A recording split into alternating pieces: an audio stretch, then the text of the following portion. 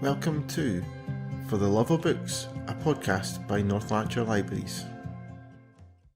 Hi everyone, welcome back to the Lanarkshire Libraries podcast For the Love of Books. My name is Chris Wilson and I'm the E-Services Librarian for Lanarkshire Libraries. And today in the podcast I have got a very special guest with you, and it's actually a returning guest because those who have listened to the podcast for a while will recognise the name. It is the author Hannah Peckham, and she spoke to us roughly about 9 months ago about some of her children's books that she's written, such as Conker and Climb as well. And she has written a new book called Bronty's Battle Cry, and in that time she has had a bit of a time of it. After we spoke last time, she has went through what I would probably say is some of parents' probably worst nightmares that she could have went through. But in that time, she has had lots of challenges and they have faced them head on, and also managed to write a fantastic book at the same time. So, without further ado, I will cut to the interview with Hannah, and she'll explain all about it.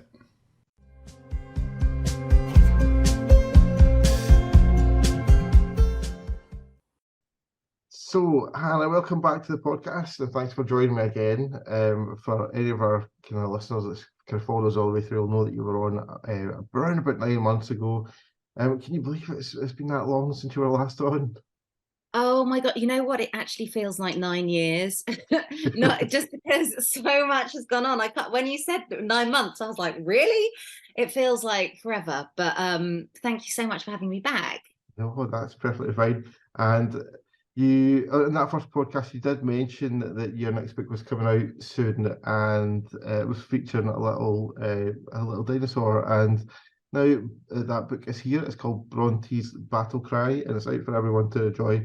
And we'll talk a little bit more about Bronty later, but I thought maybe can mention a little bit as to why you felt as if it's been like 9 years probably since the last time. So you've had a bit of an unexpected time of it since the last time we spoke, haven't you? Yeah. So gosh, 9 months. So 7 months ago in November. I don't know if when I was speaking to you, my son kept on getting a little bit poorly, and I just wasn't kind of sure really what was going on. And he got diagnosed in November with leukemia. So our worlds have literally turned on their heads. We spent the first 3 months pretty much totally in hospital. And this was all when Bronty was meant to be being I was meant to have an illustration meeting and all that kind of stuff. Obviously my priorities, Bodhi was my priority. We spent weeks in hospital in Brighton, and then in the Marsden, and then up in London as well, due to some complications. And with leukemia, it's a really long road. It's about 3 years of medication.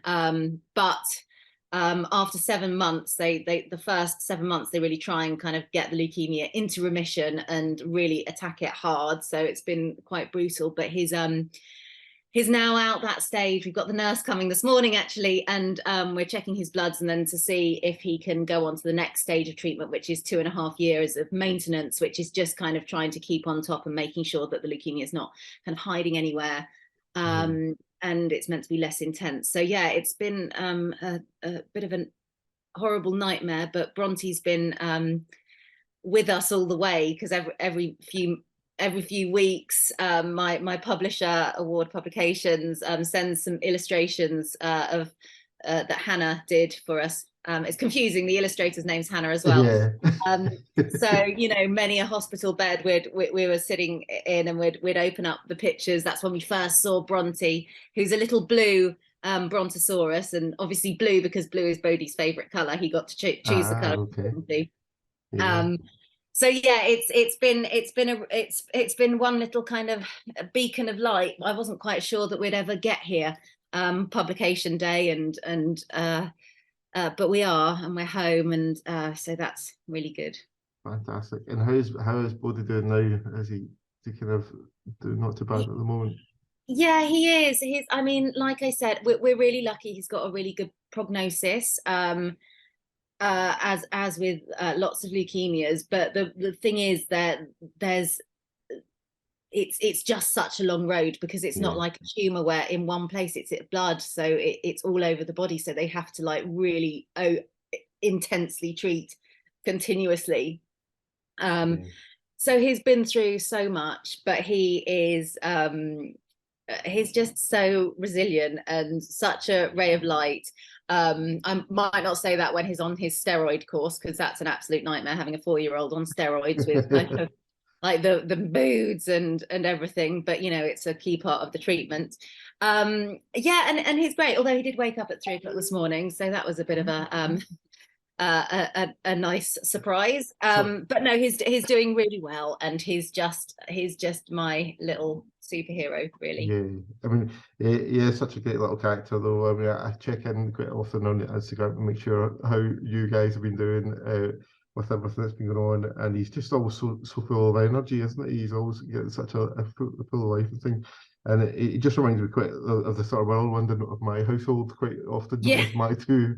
It's just he's just a great little guy. I try not to put that Instagram sheen on our page, because that only makes people feel rubbish. I try and like show the reality that you know, that yes, one room might be tidy, but then you go walk into the next room and it's like a bomb has hit it.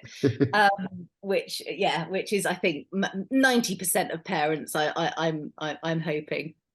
Now, one of the things that you have done on the back of what's been on with Bodhi is kind of start an awareness raising campaign for leukemia.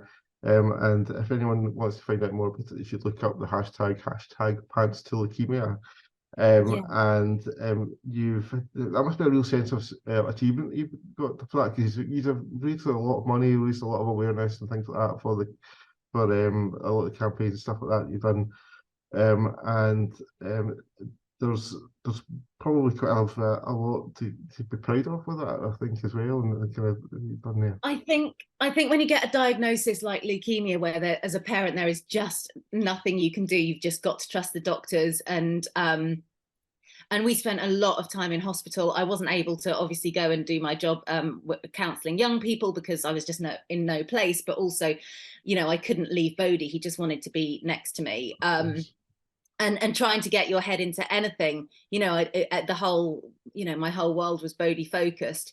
But Pants to Leukemia just came about because of Bodhi, and it gave me a bit of a mission, but also a little a kind of a sense of community. Like suddenly my friends and family, and now because we're having this big pants party in our local village, you know, the local community can get involved, and I think everyone feels so helpless. You know, everyone messages me going, oh, what can we do? And it's like, well, unless you can find a cure for leukemia, there's not much you can do. But you know, putting pants on your head and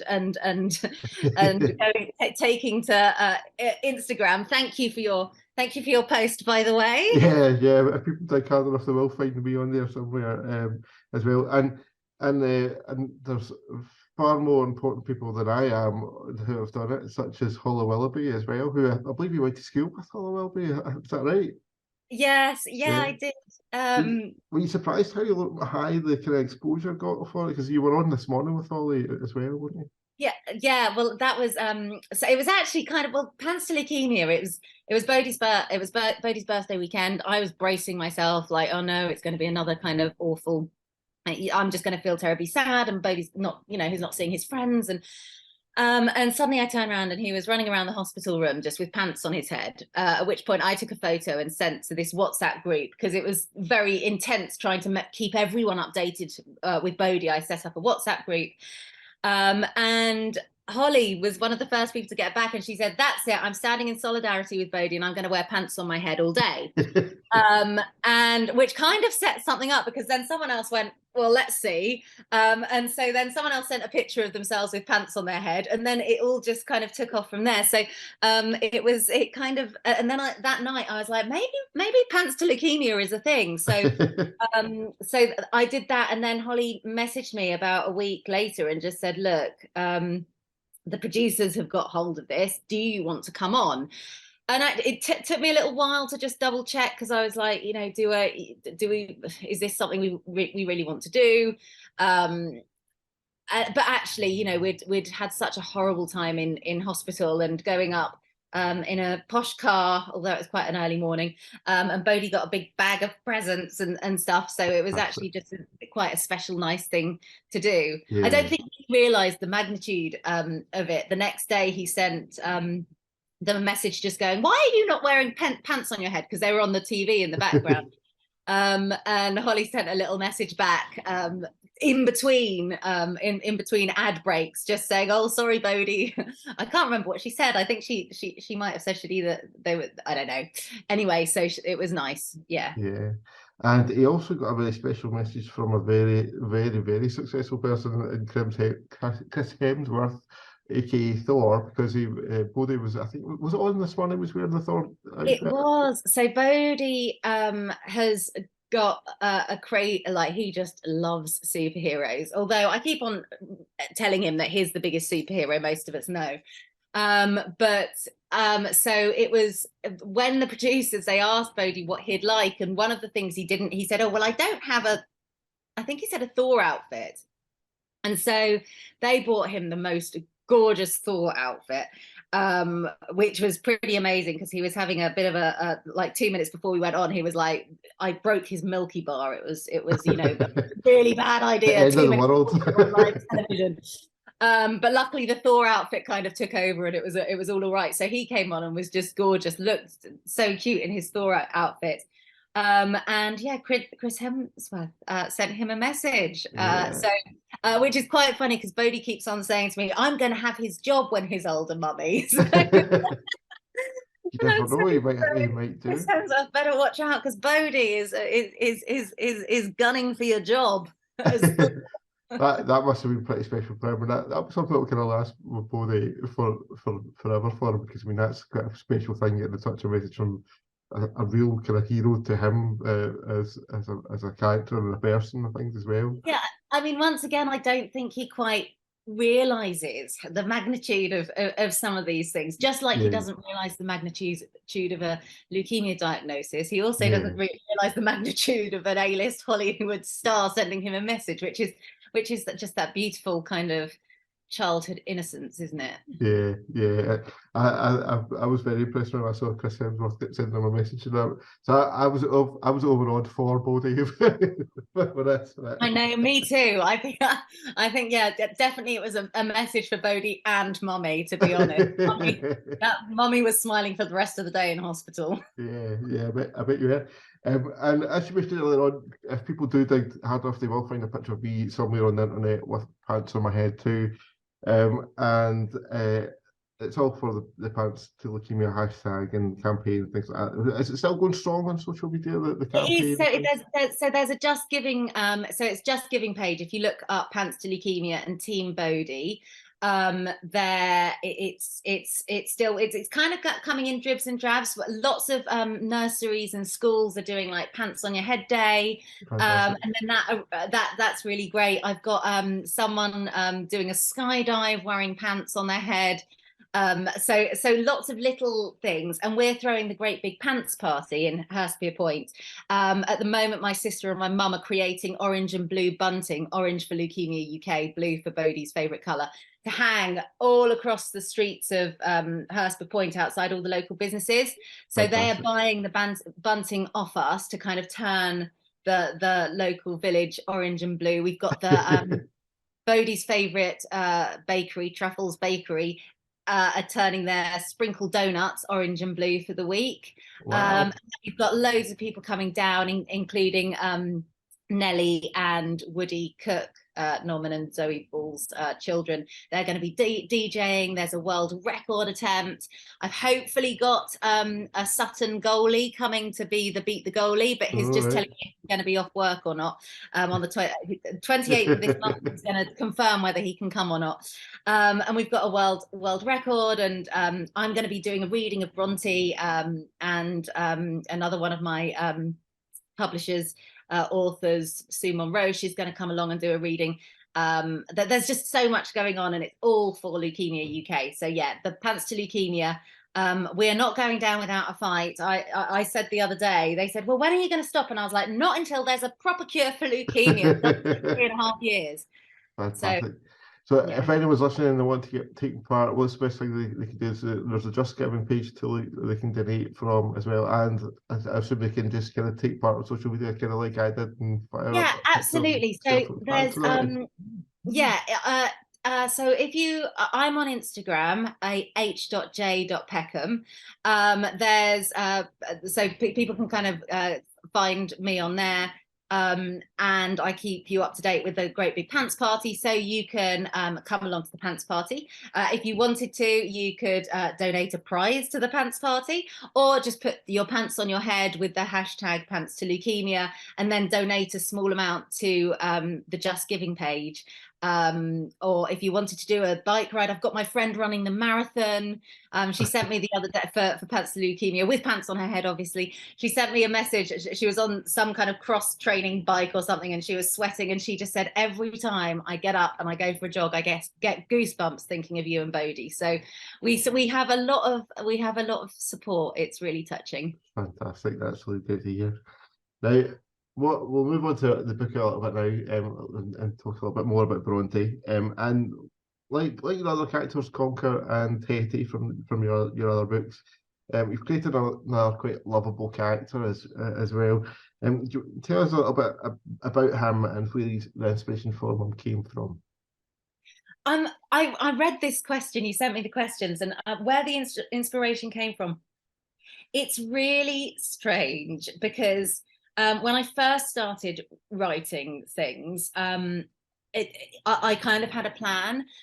With Bronty and another book that I've just written that's being signed by my publisher, it just kind of came. I really wanted to write. I was writing and I was developing this book in my head about a pirate. And I kept on sitting down to write this book about the pirates, and it just wouldn't come. But then I got a line, a small, a couple of lines, and it was about a dinosaur that the pirate was going to see for some reason, I don't know. And so suddenly Bronty happened, and I started writing, and I didn't even know how it was going to plan out. It just, over the space of 2 days, it just kind of came out of me. So I really don't know. I have no idea. It's almost like someone else jumped into my head for a couple of days and took over. So I don't know. It just happened.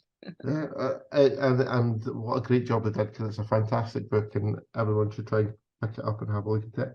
One of the things that I love about your books is that they always give a real sense of, and this one's exactly the same, they always give kids a real sense of being able to let them know that it's okay to be themselves, and Bronte's kind of very similar to that. They can, it's all about kind of just allowing themselves to be a little bit different, and it doesn't matter if they are, and there's always kind of that kind of sort of message in them, isn't there?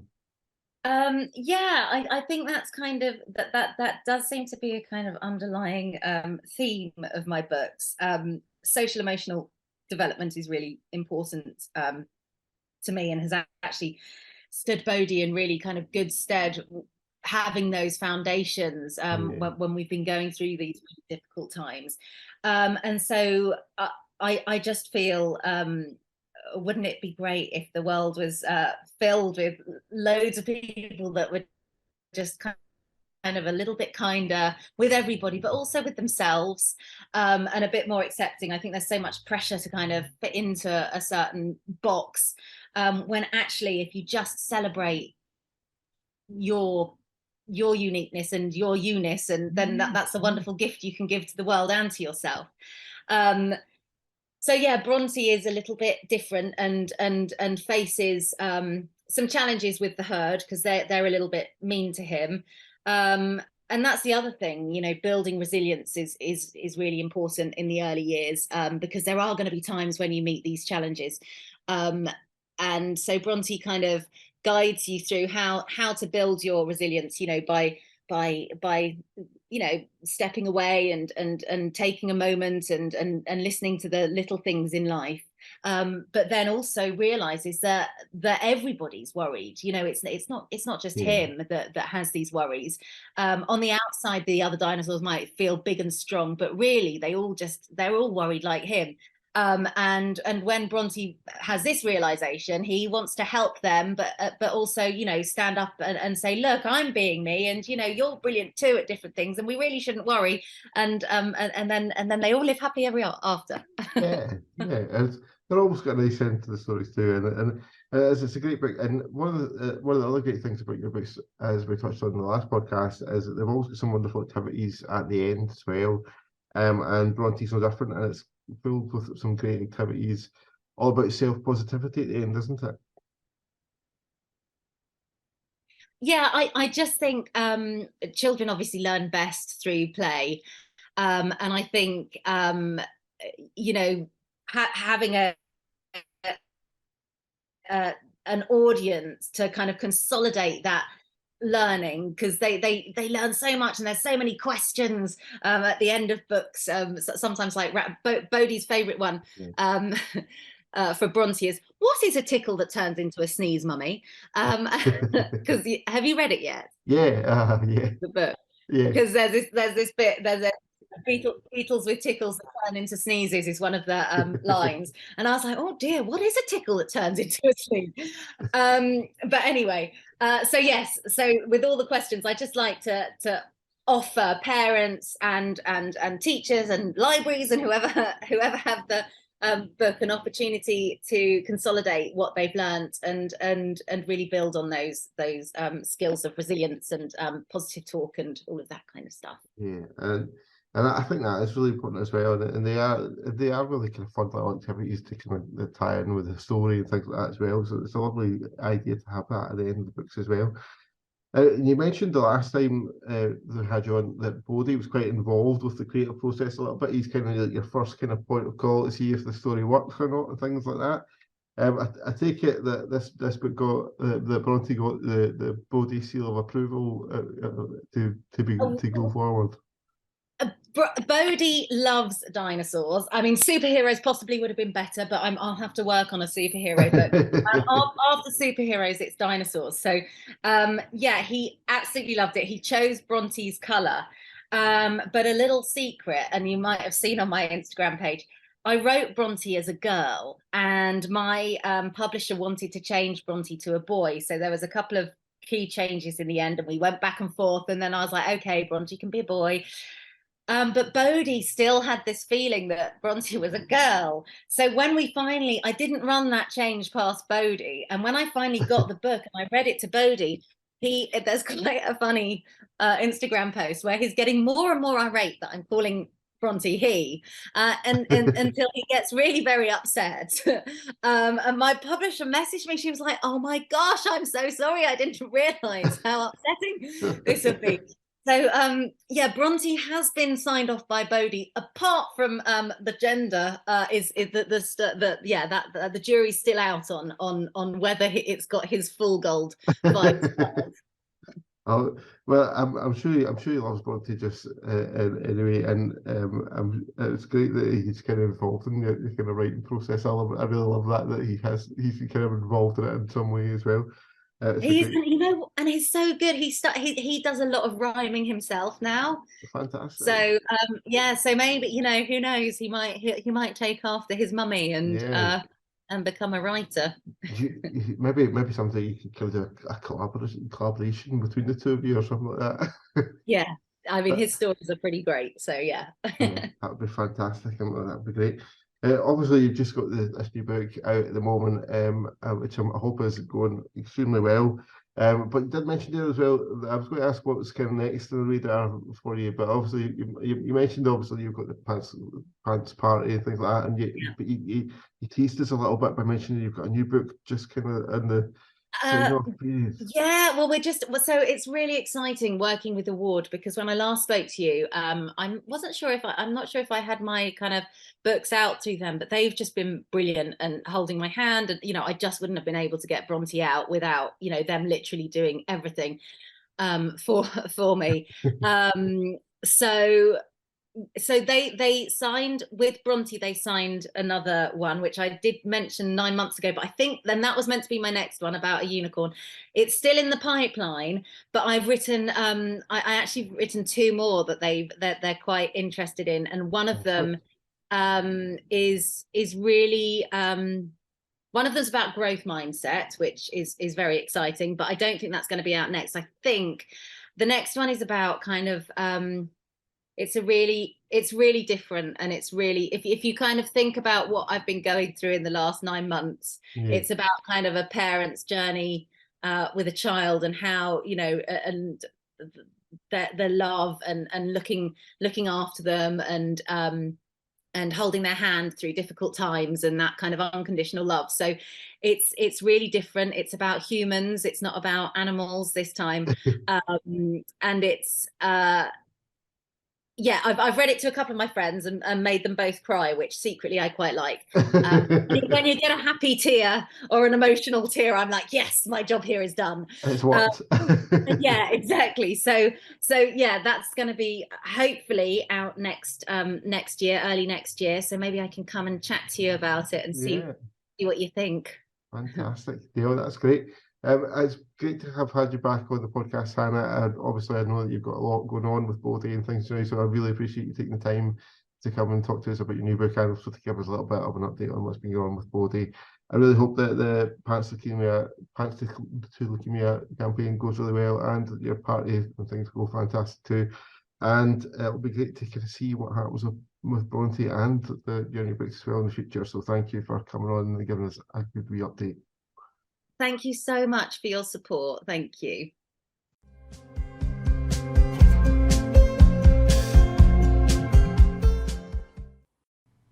So thank you, Hannah, for coming and joining me on the podcast again and talking to us. And I really do hope that all is well with Bodhi going forward. And I hope that the book launch for Bronte's Battle Cry goes well too. If you do want to get involved with hashtag Pants to Leukaemia, do search for the hashtag on Twitter and other social media places, and you'll find all about the hashtag. It is a very good cause to get involved with, and if you do dig far enough, you might actually see me with a pair of pants on my head, which might not be worth seeing, but you can find me out there somewhere if you want to dig far enough and find it. Also, little bits of updates from the library service itself. We have launched a couple of really good things just in the last few days. The Summer Reading Challenge has launched for every little kid to get involved in and read over the summer. It's the usual format of reading 6 books over the summer, and you get prizes every 2 books. And if you manage to complete the challenge, you get a medal and a certificate as well. So it's a fantastic event to get involved in, and it's a great way of incentivising reading over the summer while your kids are on holiday from school. It's a really good thing. The other exciting thing that we have just launched as well yesterday is Let's Go Summer. And Let's Go Summer is our summer programme of activities and events to come and have lots of great fun in the library. There's lots of craft activities, some story time things, some special summer book bug sessions, that kind of stuff. There's lots and lots to get involved in, so you can get involved in that as well. And if you do check the website www.cultureandnail.co.uk, you'll be able to find the Let's Go Summer section under the Let's Go banner at the top of the website as well, on the menu section of the website. And you'll find all the events for libraries, and there's also events on some of the other cultural services for North Lanarkshire as well, such as museums and things like that. So it's a great programme of events, and do go and check them out. That's all we've got time for today. We will have another Bees Books episode coming out next week, and so do watch out for that and listen for Jenny and Paddy and their new recommendations from that. And we will be back again with another episode in a couple of weeks' time with the main podcast as well, which will be a good episode too. If you have enjoyed listening to this episode, do leave us some feedback by using the hashtag FLB podcast, or by dropping us a little email to librarypodcast@northland.gov.uk.